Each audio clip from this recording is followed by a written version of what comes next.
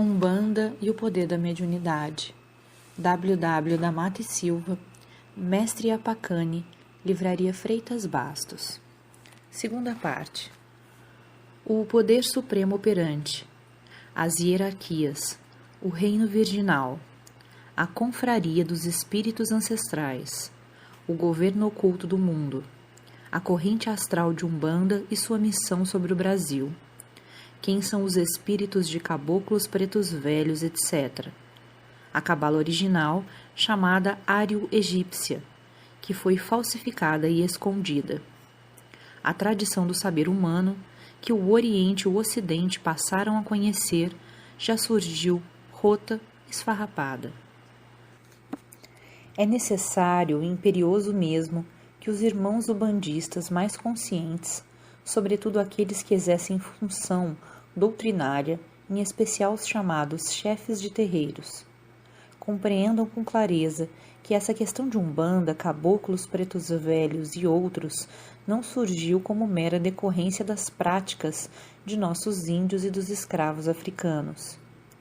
Irmãos, a corrente astral de Umbanda surgiu como uma providência do astral superior, ou seja, dos mentores do planeta Terra, na ocasião oportuna, sobre toda essa massa que qualificaram como praticante das seitas afro-brasileiras, hoje em dia já classificada, com mais propriedade, como coletividade umbandista. E para que entendam bem isso, vamos elucidar certos ângulos relacionados com um alto poder astral, definido em certas correntes como o governo oculto do mundo, para que entre em sua justa posição a dita corrente de Umbanda e sua missão sobre o Brasil.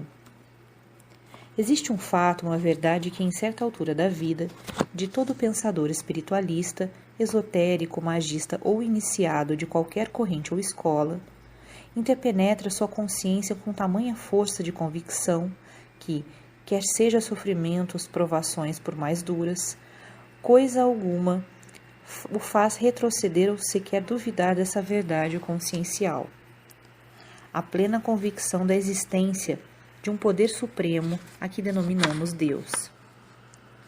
E nós que já sofremos ou passamos por aquelas terríveis tensões morais e espirituais que precedem a posse de certo grau de iniciação dado pelo astral, bem sabemos avaliar essa condição e o respeito que os iniciados, de fato, têm a esse poder supremo. É constante em nossa lembrança a advertência de nosso mestre astral, ao nos revelar ao entendimento certo mistério do arcano maior, quando, sentenciando a sua regra máter, ao mesmo tempo que nos imprimia o selo, disse: Ó Deus Todo-Poderoso, onisciente, onipresente, suprema consciência operante, que está por dentro, por fora e acima de todos os poderes e de todas as coisas por si mesmo geradas e engendradas, etc. Portanto, sempre impulsionado pela outorga desse grau, por essa luz, sabemos conscientemente que sua regra é lutar sem desfalecer pelo esclarecimento de nossos semelhantes. Assim, clareemos também, tanto quanto possível, o ângulo oculto desta sentença, convencido de que estamos cumprindo o que se faz necessário no momento. Então, não somente a verdade desse conhecimento pode se apoderar do pensador, do iniciado. Também no íntimo de todas as criaturas existe uma advertência latente sobre esse poder supremo, Deus, que cada um concebe segundo seu alcance ou segundo as ocasiões em que, dentro de certas circunstâncias, seu espírito se dinamiza por vibrações dos próprios pensamentos e tenta pôr-se em relação com as forças de cima, do alto, em busca de socorro ou de um lenitivo qualquer. É erradíssima a suposição de que certas pessoas não acreditam em Deus, fundada apenas no que declaram a esse respeito. Os que se dizem ateus podem não crer nos conceitos religiosos, místicos, espirídicos, filosóficos e metafísicos sobre Deus, segundo a concepção estabelecida por tais sistemas ou particularmente pelo entendimento de um e de outro. Eles, os que se dizem ateus, estão passando por uma fase de obscurecimento espiritual, mas mesmo assim, se pudéssemos penetrar, em realidade, o fundo de suas afirmações, veríamos que lá no âmago mesmo existe o temor latente por algo que tentam abafar continuamente, opondo-lhe a barreira na dúvida ou na negação sistemática. Muitos até se armam com o escudo do cinismo para se enganarem a si próprios. Porém, um analista clarividente verá logo que essas reações não são naturais, não espelham exatamente os seus verdadeiros estados concepcionais, ou o que deve existir nas suas consciências a esse respeito. Ninguém em verdade é ateu, na acepção da palavra. Agora, entremos no mérito da questão e levemo-na para a meta que nos propomos. E para isso vamos simplificar o mais possível, reafirmando, segundo a regra do arcano, que se Deus está por dentro de todas as coisas, é porque a sua onipresença, isso é, por força de suas divinas vibrações volitivas, ele pode operar em tudo e por tudo que ele mesmo gerou e engendrou. Mas não se empreste a isso o sentido terra-terra que muitos doutrinadores lhe dão quando afirmam Deus está presente, como se ele realmente estivesse ao lado de cada pessoa ou de cada coisa nesse infinito cosmos. Este conceito, esse fenômeno, não deve ser interpretado assim tão terra-terra, pois se sua maravilhosa presença acontecesse dessa maneira, é claro que não existiria mais nenhum pecador, visto que sua presença ao lado da criatura ou de milhões e milhões de seres, por certo, a todos e a tudo purificaria instantaneamente, e todos se transformariam em individualidades sublimadas, portadores de amor e de bondade, pela força atuante, pela potência de seu divino raio espiritual purificador. Até mesmo a presença direta de Jesus, o Cristo planetário, já é algo difícil aqui na atmosfera baixa da crosta terráquea, de vez que ele também age, cria e dirige através de seu poder dirigente, tendo mesmo seus prepostos ou enviados e suas congregações, como é o caso da Confraria dos Espíritos Ancestrais, da qual falaremos adiante, precisando cada descida sua ser precedida de uma operação preparatória de limpeza, haja vista por ocasião, se sua encarnação, os inúmeros fatores utilizados para isso, quer de influenciação psíquica coletiva, quer de ordem espirídica, astrológica, cosmogônica, etc. Enfim, nenhum ser carnado ou desencarnado jamais viu Deus face a face, pelo fato de não ter condições tão meritórias, nem jamais ninguém foi à sua divina presença, quanto mais ele vir a nossa presença. Justamente por estarmos, os encarnados, cheios de imundícies psíquicas e físicas, por dentro e por fora. Agora podemos frisar o sentido oculto da regra do arcano afirmando: Deus é o supremo centro vibratório de consciência operante, e esse centro de poder supremo não está localizado nessa via de evolução kármica, inerente à roda das encarnações, isto é, nesse modus operandi próprio de galáxias, via-lácteas, sistemas planetários ou corpos celestes, inclusive o planeta Terra. Com isso, pode-se inferir diretamente da existência de outra via de ascensão ou de evolução, o reino virginal, o qual é citado veladamente em vários textos sagrados, ou pela tradição oculta também chamada Cabala. Esse reino virginal, essa outra via de ascensão, independe de energia ou de matéria, sob qualquer forma. Lá só existem mesmo seres espirituais, em sua pura condição de espíritos, sem veículos corpóreos ou etéricos de espécie alguma, porque a natureza cósmica ali é neutra, é pura, não sofre a interpenetração nem de uma simples partícula do que a ciência física conhece como méson, próton, elétron ou átomo propriamente dito. Apenas toda essa natureza neutra, esse puro espaço cósmico está habitado, digamos assim, pelas infinitas legiões de espíritos virginais, esses que não caíram, não desceram às também infinitas regiões do espaço cósmico que está cheio da energia chamada universal, essa que gera matéria ou dá formação aos elementos etéricos, aéreos ou gasosos, líquidos e sólidos, enfim, a tudo aquilo que forma a natureza física propriamente dita. Pois bem, segundo o conceito filosófico, metafísico e oculto da escola umbandista, nota de rodapé, ver na obra intitulada Sua Eterna Doutrina. Retornando ao texto. Ainda por dentro, por fora e acima de tudo isso está o poder de Deus, localizado como o supremo poder operante. Lá ainda é que tem formação as primeiras hierarquias dirigentes do cosmos, entendendo-se como cosmos tudo o que existe dentro do infinito e ilimitado espaço. Finalmente, sintetizemos.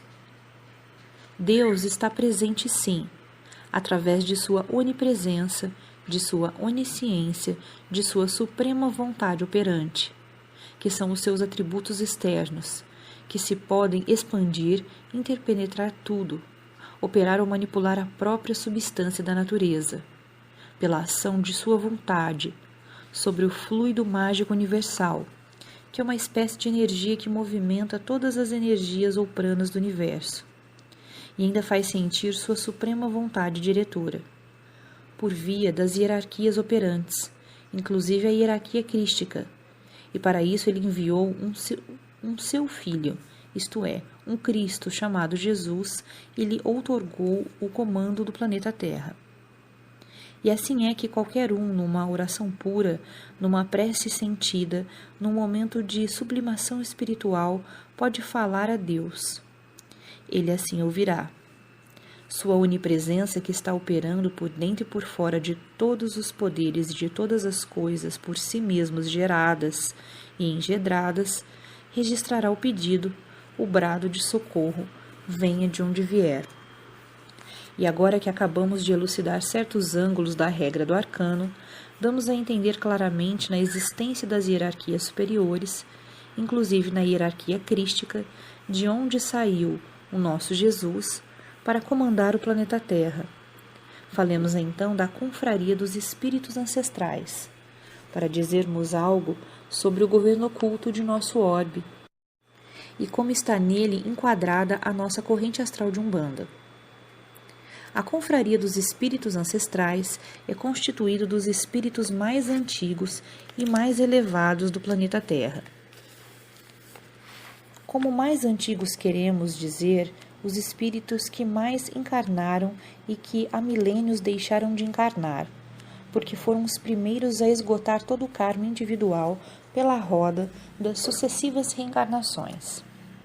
Foram os pioneiros na formação das primitivas raças, desde a época mais remota de nosso orbe, até o primeiro terciário, quando se deram as primeiras materializações ou encarnações de espíritos aqui no Brasil, pelo Planalto Central, a primeira região do mundo a emergir no pélago universal. Dali surgindo sempre na vanguarda até o ciclo da Lemúria, dos Atlantes, etc. Esses espíritos conhecidos como ancestrais acumularam elevadíssimas condições morais e espirituais, inclusive na sabedoria sob todos os aspectos.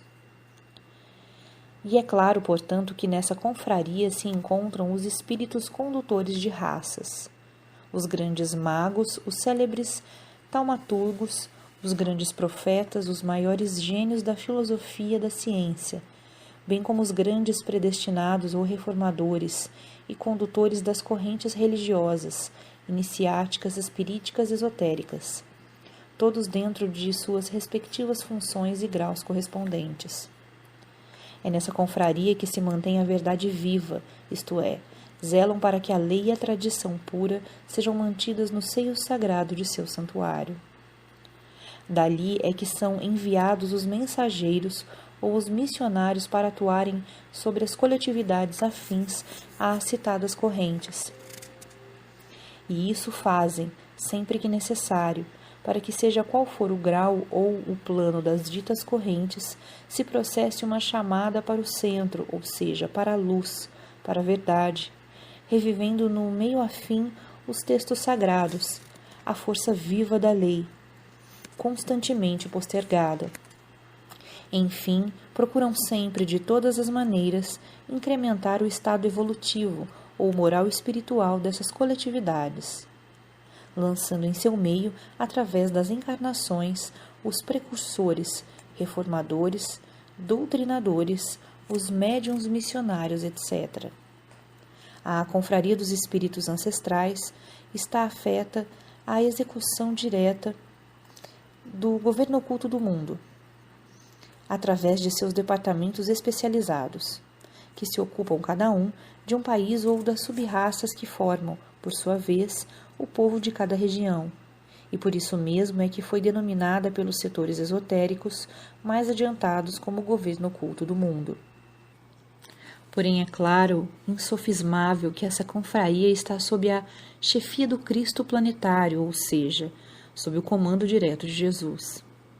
E quando dizemos que todos estão dentro de suas respectivas funções e graus, é porque permanecem em contato vibratório com as raças e com as correntes religiosas, espirídicas, iniciáticas, etc., a que tanto se ligaram no passado, e as quais continuam ajudando no caminho íngreme da evolução, sobretudo por força da responsabilidade kármica que assumiram desde o princípio.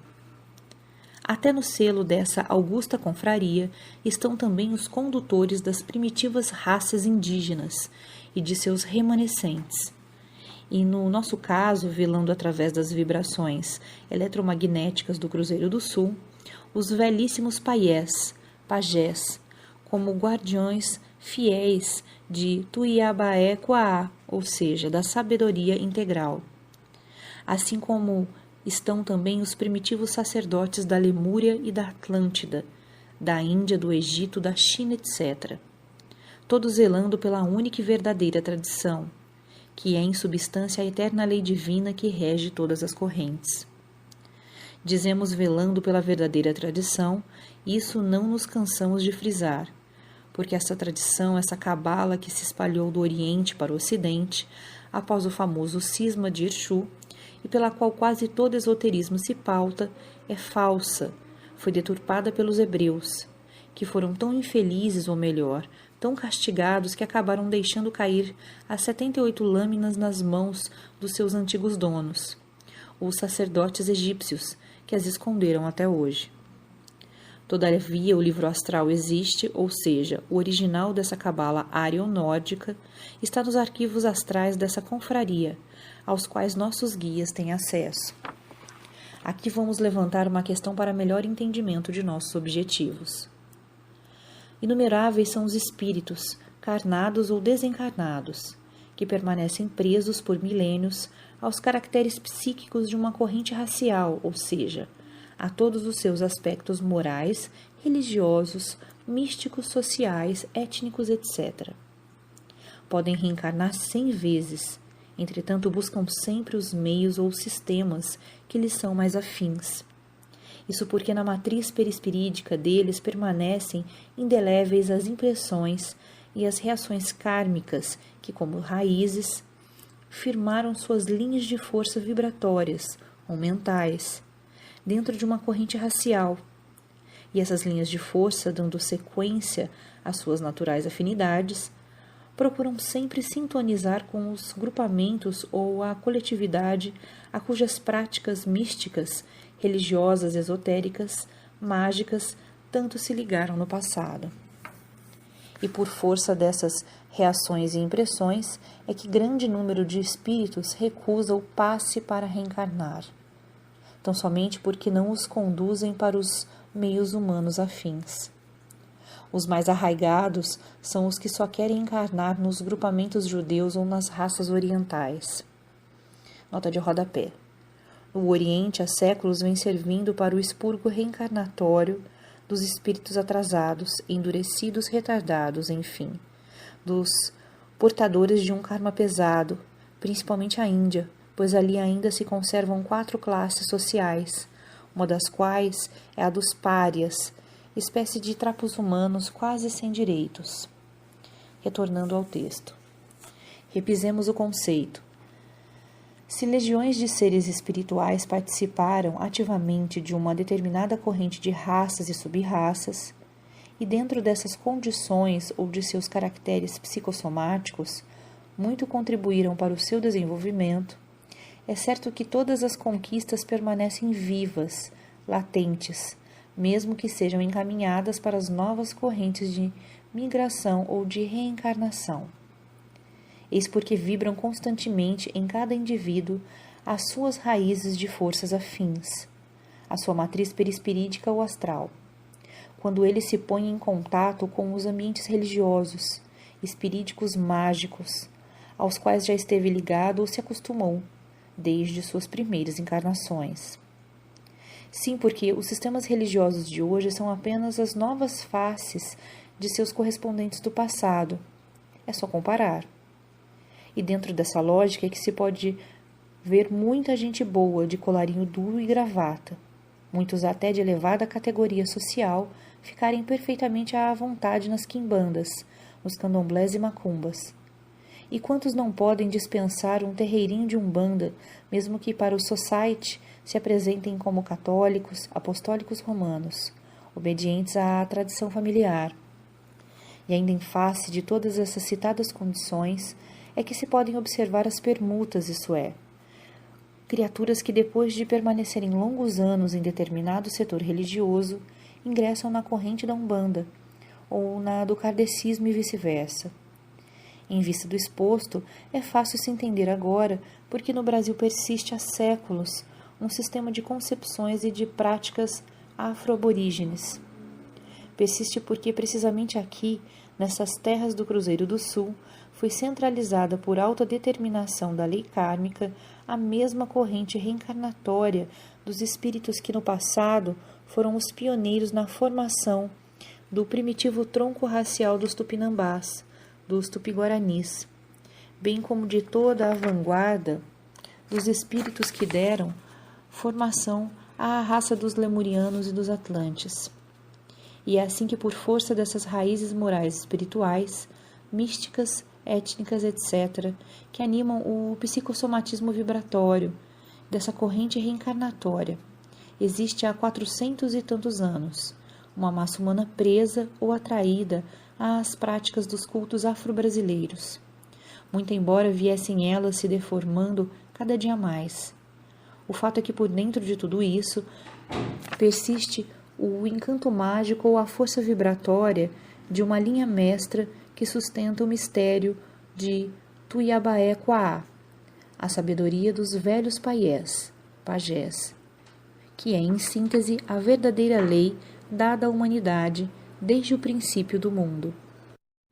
É a legítima tradição, a essência do saber humano que os magos das raças conseguiram deixar impressa ou grafada nos 78 quadros murais que foram achados e identificados na pirâmide de Mênfis, e que as elites sacerdotais ou iniciáticas do Antigo Egito decifraram, copiando-os integralmente em 78 lâminas móveis, em forma de livro, denominando-o a Cabala original ou ário-egípcia.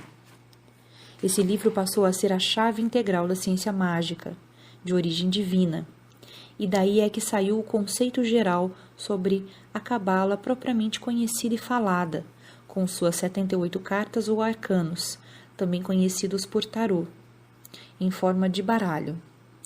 Agora, essa que o próprio Oriente ficou conhecendo já estava rota e veio esfarrapada para o Ocidente, pois até o simbolismo dos desenhos de interpretação dos arcanos não corresponde ao que existe nos originais. Até a divisão dos arcanos maiores para os menores foi alterada, justamente na passagem que é um dos pontos básicos. Para isso, deram sendo como 22 os maiores e 56 os menores. Não é assim. Os maiores são 21 e os menores são 57. Não aprofundaremos aqui a importância disso, porque é assunto muito secreto, próprio de uma iniciação superior. Bem como falamos atrás que na augusta confraria dos espíritos ancestrais existem ocupando altíssimos postos ou funções seres espirituais que foram em remotíssimo passado condutores ou ancestrais dessas raças, tupinambás, tupi-guarani, lemurianos, atlantes, africanos, etc. É um fato que continuam por injunção do karma coletivo dessas correntes como seus mentores espirituais. eles também participam do governo oculto do mundo, porque o Brasil cresce e é até infantil dizê-lo, mas o Brasil faz parte do mundo também. E foi precisamente há quase um século, segundo a palavra de um mago do astral, que se nos apresentou com o nome de Caboclo Velho Paié, que houve uma importante reunião nessa confraria, para serem debatidos certos aspectos sombrios que estavam influindo negativo e pavorosamente sobre o karma individual, grupal e coletivo das criaturas adeptas ou praticantes das chamadas seitas afro-brasileiras. Debateram a questão e chegaram à conclusão de que urgiam providências. Um meio foi escolhido como o mais adequado, uma interpenetração nessa coletividade de uma nova corrente astral, a fim de opor resistência, combater e entrar com a doutrina, completamente postergada nesse meio. Como procederam? Ora, ligado ou fazendo parte também dessa augusta confraria, existe uma poderosa corrente conhecida em várias escolas como dos magos brancos. Urgia sua cooperação imediata para essa missão, pois era a única dotada de certos poderes, de certos meios, de certos conhecimentos apropriados para enfrentar esse dito meio. Isso porque era patente estar em meio contaminado pelo que existe de mais escuso no baixo astral, tudo sob a orientação ou comando voraz das legiões negras, ou seja, dos mais conhecidos e endurecidos magos negros do astral, e de todos os tempos ali atraídos, dada a mistura de ritos fetichistas aliados a um baixíssimo sistema de oferendas. Reunida a corrente dos magos brancos, debateram a questão e logo foram sendo escolhidos os pontas de lança, os vanguardeiros, para essa nobre e espinhosa missão. E assim foi que começaram a recrutar os pretos velhos, os caboclos já no grau de guias, porque esses, por sua vez, recrutaram outros afins, que como espíritos velhíssimos, dado o número de reencarnações esgotadas, acumularam pela experiência, pela sabedoria, os conhecimentos adequados da magia, pois essa seria como foi a arma mais indicada para dar início a essa batalha gigantesca da luz contra as trevas. Dessa união em que se lançou mão de uma antiquíssima e poderosa corrente, e em que se recrutaram outros espíritos elevados e afins ao karma coletivo dessa massa, tida como de adeptos dos cultos afro-brasileiros, outra ação também ficou logo assente: incrementar os meios mediúnicos para que essa ação se firmasse com maior força de expressão sobre a credulidade e consequente aceitação dessa massa. Fizeram ressurgir também um poderoso mantra, ou nome sagrado, que identifica essa antiquíssima corrente dos magos brancos do astral, e que por força dessa adaptação de sons, ou de fonemas em nosso idioma, veio precisamente a ser pronunciado como Umbanda, ou Umbanda, para ser como foi e é a bandeira para esse novo movimento. Então é de onde ressalta uma verdade, que todos os antigos observadores recordam com saudade. Quando surgiram os primeiros médiuns de Caboclo e Preto Velho, eram veículos de verdade, porque esse movimento firme de médiuns de Caboclos e Pretos Velhos e outros de Umbanda é recente, deve ter no máximo uns 70 anos. Daí para cá é que tudo cresceu demais e descambou também demais. Ficou assim formada a corrente astral de Umbanda, com a missão precípua de agir sobre o Brasil e por dentro dessa massa humana dos adeptos dos cultos afro-brasileiros, em todos os sentidos, sobretudo com a finalidade de fiscalizar, frenar e sustentar as correntes de fundo esotérico, espiritualista e espirítico. Isso porque houve um completo desvirtuamento, por parte delas, das diretrizes traçadas pela dita confraria dos espíritos ancestrais, pois alguns de seus mentores de vulto que foram mandados encarnar para se porem à testa dessas correntes ou sociedades esotéricas, algumas conhecidas como teosóficas, Rosa Cruz Espírita, a fim de incrementar também a evolução de seus seguidores, foram desencarnando, e os que ficaram ou sucederam jamais puderam equiparar-se àqueles. Faltou-lhes o cabedal mágico, iniciático de fato para sustentar todo o acervo do passado e o pulso firme para manter as diretrizes deixadas. Tanto é que se deixaram envolver em lutas e arreglos intestinos, pelo fausto e pela vaidade, e muito mais pela posição social, e os graus foram sendo conferidos, mas a troco dessas condições. Os legítimos mestres mesmo desapareceram, e hoje em dia o que regula as instruções e as práticas dessas sociedades ou escolas é uma vasta literatura organizada, padronizando e cadenciando as mesmas regras já superadas em face das novas concepções e dos novos conhecimentos que estão sendo rasgados aos olhos da humanidade, nesse fim de ciclo, por força da era de Aquário em que entramos. Perderam ou embaralharam as verdadeiras chaves dos ritos mágicos, o mistério do som dos mantras, e é de se ver como cantam as vogais, na esperança de realizações interiores e exteriores, que nunca acontecem, a não ser por força da própria sugestão, esparsamente num e noutro. Portanto, e como estranha a essas nossas afirmações, a turminha do ocultismo e do esoterismo, em face de tudo isso, ficou a cargo da corrente astral de Umbanda. Será possível, dirão, zelar sob os céus do Brasil, pátria do Evangelho, coração do mundo, pelos mistérios sagrados da antiga e verdadeira tradição? Sim, existe por aí um esoterismo balofo, todo calcado numa literatura anunciada como esotérica, ou de ciências ocultas, que é nada mais nada menos do que uma lamentável falsificação da verdadeira cabala, empurrada para o ocidente como os fundamentos inabaláveis do ocultismo oriental. Desculpe, leitor, a repetição, mas é que queremos que fique bem gravado em sua mente esse fato. E é por isso que esses grupos de esotéricos, gnósticos e quejandos falam, mas na hora de resolver uma parada dura, encolhem-se. Além disso, também existem dentro desse meio, o vento que sopra por cá também sopra por lá. Os que fizeram dos dons psíquicos, em seus variados aspectos, um comércio vil, onde se vende iniciação a qualquer um. Mas deixemos isso de lado e vamos falar do império do astral inferior ou da ação das forças negras.